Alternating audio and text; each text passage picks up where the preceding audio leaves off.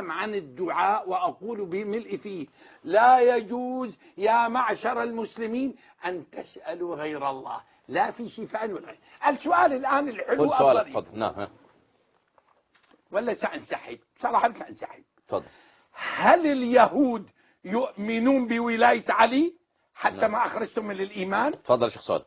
أعوذ بالله من الشيطان الرجيم. بسم الله الرحمن الرحيم. اللهم صل على محمد وآل محمد الأئمة والمهديين وسلم تسليما. الظاهر الشيخ عدنان يعني لا يعرف أن الصلاة هي الدعاء. الصلاة هي الدعاء يا أخوتي الكرام.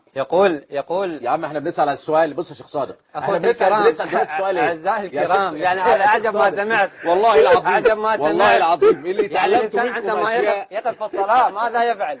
أليس يدعو الله سبحانه وتعالى؟ مشاهدينا الكرام، هذا للإخوة الكرام. سؤال: هذا للإخوة هل الكرام. اليهود آمنوا بولاية علي؟ سؤالنا. تفضل أخي الكريم. نعم.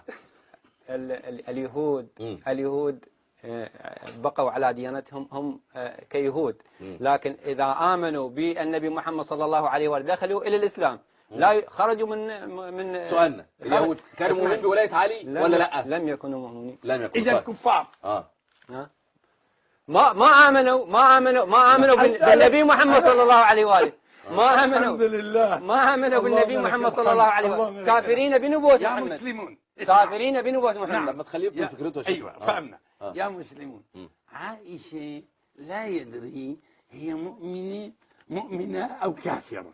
أبو بكر وعمر وعثمان لا يدري. ورع الرجل، ورع، اتقوا الله في الرجل. الرجل ورع لا يدري ولا يريد أن يدخل الناس الجنة والنار. أما اليهود فلم يكفرهم.